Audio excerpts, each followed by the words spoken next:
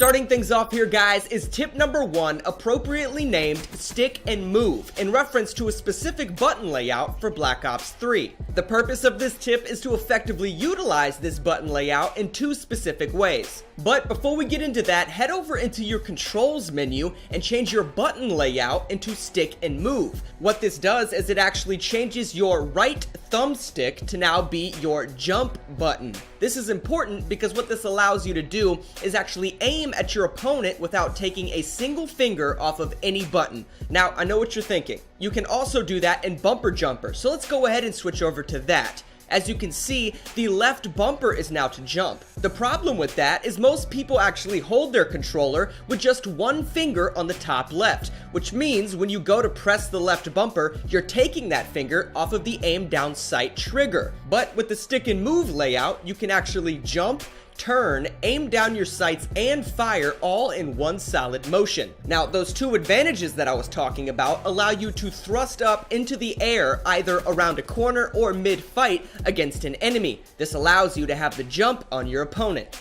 No pun intended.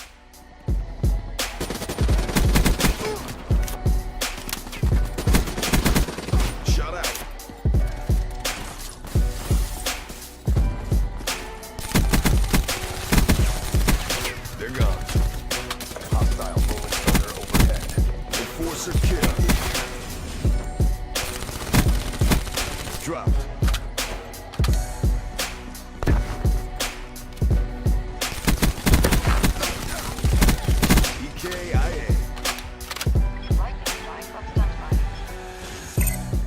Now, moving on, tip number 2 is a rather simple one that incorporates the Trip Mine piece of equipment. Now, we all remember the old school Call of Duty Claymore that used to rack everybody up a few extra kills. But since then, explosives in general have just been nerfed quite a bit, and Black Ops 3 is no exception. Now, when I first started playing this game, I figured Trip Mines would get me a few extra points towards my score streak. So initially, I was placing my Trip Mines on ground level, hoping that enemy opponents would walk by them and set them off. Well, I noticed I was getting way too many hit markers, so I got the idea to start placing them on the ceilings of a lot of high traffic locations. Once I started doing this, for whatever reason, I started receiving a lot more kills. So after studying this over the last month, I've noticed that in terms of height, if you place these trip mines above waist level, they seem to be a little bit more effective. Now, this is completely opinionated, of course. I recommend you try it for yourself, but even if you don't like utilizing these as traps, you can also use them as thrown explosives. It's this diversity that makes this piece of equipment extremely useful, but also an effective tool for pissing off the enemy team.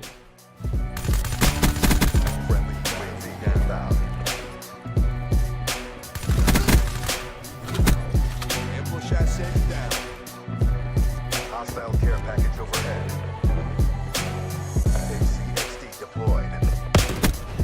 EK winning. Be advised, hostile HCXD spotted. Battery drained. Hostile UAV above.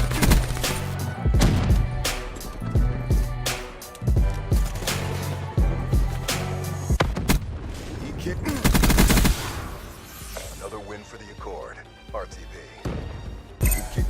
Now, tip number 3 is where we start to get a little grimy. This is a trick that I call the Flankenstein. Now, for those of you that have watched a lot of my gameplay, you'll notice one specific strategy that I stick to about 24/7, and here's how to do it. What you want to do is keep on the outskirts of a map until you've worked your way behind the enemy team. Then bum rush them behind right through the middle of the map, killing any of them that you can. But once you've done this, rinse and repeat the process. Immediately make your way towards the outskirts of the map, but very quickly take a glance at your mini-map. Decide where you think the enemy team is going to be spawning based off the locations of your teammates. Obviously, they're going to be spawning on the opposite side of the map. From there, just simply work your way around them and again, come up from behind. Smoke them.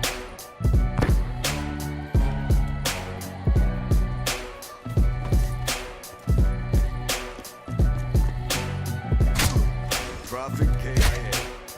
Friendly jet package incoming. Webworks neutralized. UAV inbound. Target down.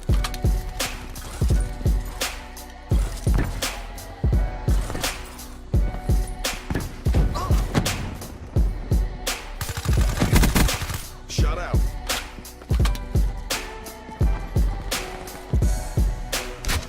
Shut out. Ahead. Maintain your momentum. Smoke him.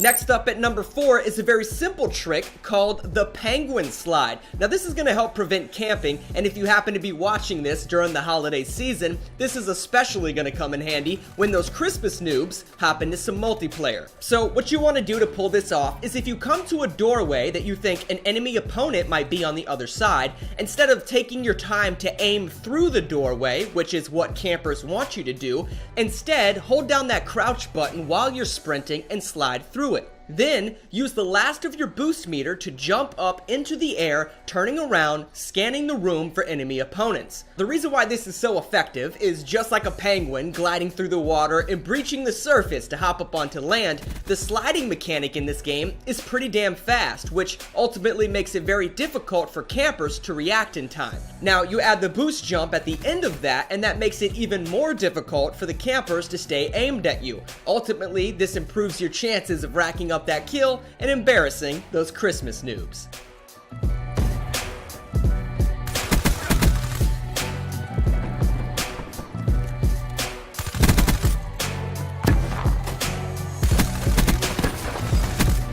Expect the kill. She's down.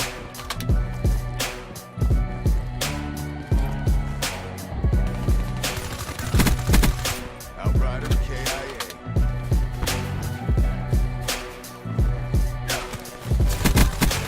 Outrider KIA.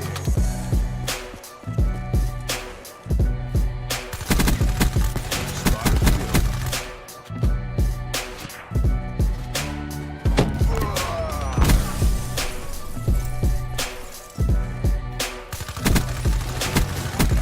Outrider KIA. They're gone.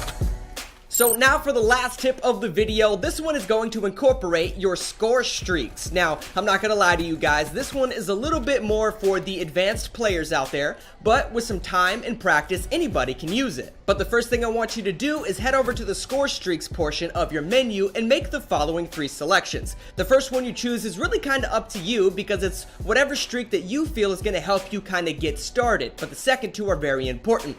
The second one you want to choose is going to be the Wraith, and the third one is going to be the robotic anti-personnel sentry drones. Now, I know what you're thinking. Matt, every time I call out the Wraith, it immediately gets shot down. Well, for this trick specifically, what I want you to do is once you've unlocked the Wraith, be patient. Trust in yourself that you have the skill in order to unlock the drones. And once you have, call out the drones first.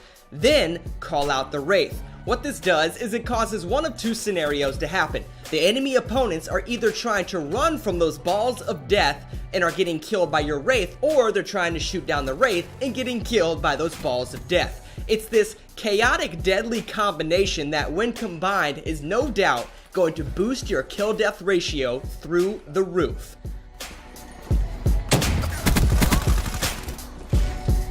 TACOM, need raps in my AO. Setting up to draw.